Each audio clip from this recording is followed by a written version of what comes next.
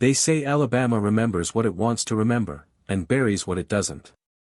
But on the morning of August 9, 1874, an entire search party was found motionless beneath the canopy of the Blackwood forest, limbs untouched, but faces twisted in terror that no living witness could understand.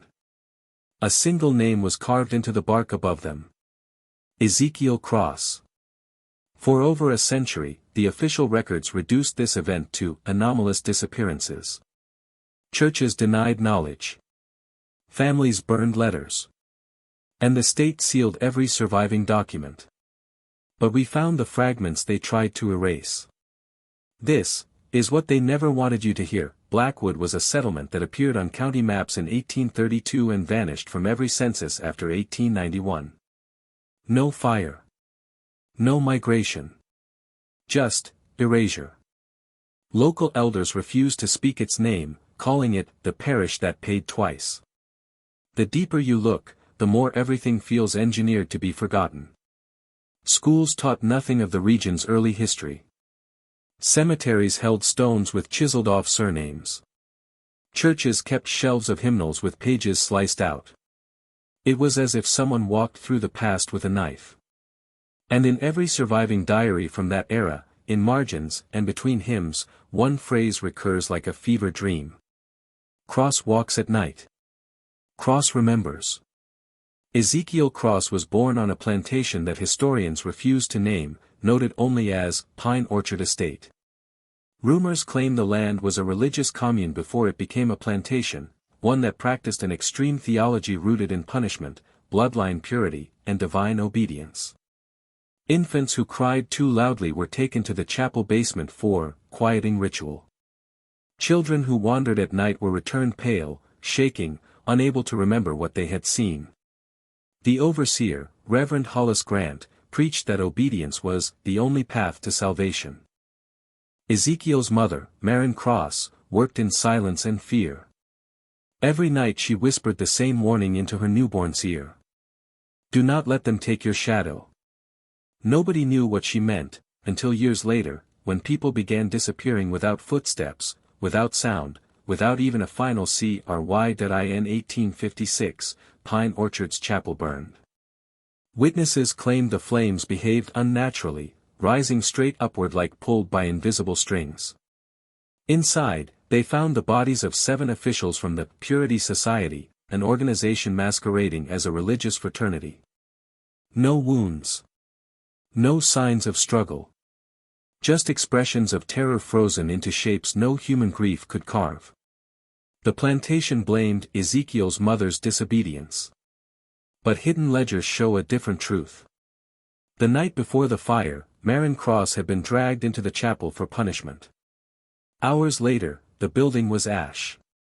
She wasn't found inside. No one ever saw her again. You will soon understand WHY.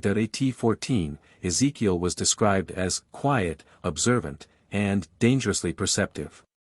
He asked questions about the chapel. About the Purity Society. About the families who maintained absolute control over the region. And then, he vanished.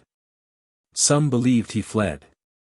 Others said he was taken to the burned-out cellar for the ritual.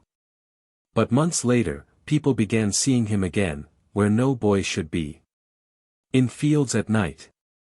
Beside windows. Standing behind groups of men who insisted he had never moved. Every witness described the same thing. He looked at you like he knew the thing you were hiding. The first recorded testimony about Ezekiel Cross came from Deputy Thomas Ridley, who resigned from the county patrol in 1857. His letter, locked away until the 1930s, contained only 3 sentences. Cross is alive. Cross is not alone. And we should not have followed him into the trees. Ridley disappeared 2 days after mailing the letter. His uniform was found folded neatly on the church steps, soaked in morning dew. After the Pine Orchard collapse, dozens of children were transferred to St. Solace Orphanage, an institution notorious for reforming children with difficult temperaments. Surviving documents list Ezekiel, age 15. But the next page is missing. Page 34 was torn out violently, leaving only scraps of sentences. Boys refused to sleep after. Found standing in hallways. The cross child speaks to. Mirrors must be covered at night. The orphanage director later wrote that he regretted accepting the boy. What happened inside those walls was never recorded. Because the building burned in 1860. Every child inside vanished. Their beds remained untouched. During the Civil War, certain groups used chaos to settle old fears. A secretive patrol formed to remove the cross threat, composed of vigilantes, plantation loyalists, and self-appointed enforcers. Their plan was to flush Ezekiel from the forests using torches, dogs, and traps. What they didn't expect was silence. The dogs dropped their trails. The forest grew unnaturally still. And one by one, patrol members separated from the group, as if following something only they could see. The next morning, their campfires still smoldered. None of the men returned. By Reconstruction, Ezekiel Cross had become a story whispered to frighten children. The government dismissed all reports as superstition from rural communities. But letters from influential families tell a different story. Contain the cross narrative. Do not provoke inquiry. Memory is a more useful punishment than truth. Why were they scared of a single fugitive? Because Ezekiel represented something larger. A knowledge that could not be controlled. This is the event the state tried hardest to erase. A patrol of 52 men entered Blackwood Forest. Well-trained. Armed. Confident. They were searching for Ezekiel Cross, after rumors spread of sightings near abandoned homesteads. At dawn, townspeople found the men scattered beneath the trees. No wounds. No blood. No violence. Just fear.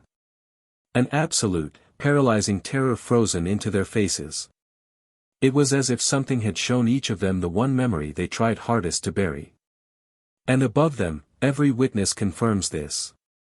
The branches swayed though there was no wind. Sheriff Alcott's logbook survived only because his son hid it in a church attic. One entry stands out. It wasn't Cross who hunted the men. It was what followed him. No further explanation. 2 pages later. He tried to warn us.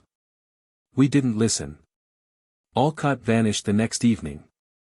His badge was found pressed into the dirt at the forest's edge, as if placed gently. By the late 1800s, an underground theology called the Cross Doctrine began circulating. It described a belief that humans carry shadows, the parts of our lives we refuse to acknowledge. Ezekiel, they claimed, was the listener. One who could hear the truth inside others, and reflect it back. Those who encountered him weren't killed. They broke under the weight of their own secrets. If this theology is true, then the men found in 1874 didn't die from Ezekiel's hands. They died from themselves. Between 1890 and 1905, 3 rural churches in the region suddenly removed entire chapters from their hymnals, deleted names from membership ledgers, and burned sermons referencing the wandering cross. Why? Because former parishioners reported a frightening pattern. Whenever a congregation member lied publicly, Cross appeared in the back pew. No movement. No sound. Just watching. One preacher wrote. He does not punish the sinful. He punishes the hidden. In 1901, St. Solace Orphanage's lone surviving caretaker, now an old woman, claimed she saw Ezekiel Cross standing outside her window. She said he looked exactly as he had at 15. Not a day older. Doctors dismissed her as senile. 3 weeks later, she passed away in her sleep. Her final words. He's still carrying the shadows we gave him. Local newspapers tried to report strange sightings, sudden disappearances, and the unexplainable silence surrounding Blackwood. But editorial records show dozens of articles edited for public calm, including headlines like "The Cross Child Returns, Man Found Staring at Forest for 6 Hours." And "Entire Family Flees Home After Second Visitor Stands in Doorway." The articles were replaced with mundane stories, crop yields, school functions, weather reports. Someone didn't want the truth spreading. Today, historians describe Ezekiel Cross as folklore born from post-war trauma. But Blackwood descendants still refuse to enter the forest after dusk. Still cover mirrors at night. Still whisper prayers not found in any Bible. And when you ask elders what really happened, they never mention Ezekiel. They mention what followed him. A presence. A watcher. A mirror held to the darkest corners of human conscience. In 1928, an elderly former patrol member, bedridden, incoherent, spoke a single clear sentence when asked about Ezekiel Cross. "He never chased us." The interviewer asked, "Then why did the men die in the forest?" The old man began to cry. "Because we chased ourselves." He died 2 hours later. The interview was sealed until 1974. If Ezekiel Cross truly survived the orphanage fire. If he never aged. If he learned to hear the shadows of men as his mother warned. Then he became something the institutions of his time could not destroy. A witness. A reminder of corruption, cruelty, and unresolved sin that entire communities wanted buried. So they buried him in documents, in silence, in revisionist history. But legends don't die when ignored. They wait. Locals swear the forest is wrong. Not haunted. Not cursed. Just aware. Hunters lose track of time. Campers wake with memories they never lived. Some say if you walk far enough into the trees, you'll see someone who looks like you. Standing still, as if waiting for you to speak the truth you've avoided. Every disappearance is quietly classified as misadventure. No one asks further. No one wants to. Ezekiel Cross has no grave. No death certificate. No final record. Some believe he died long ago. Others believe he became a myth. But there are those who insist he still walks Blackwood Forest, ageless, silent, listening for the one thing humans fear most. The truth we hide from ourselves. If the cross doctrine is correct, then Ezekiel never had to take a life. He only had to reveal it. And that is why the institutions buried his story. Not because he was dangerous.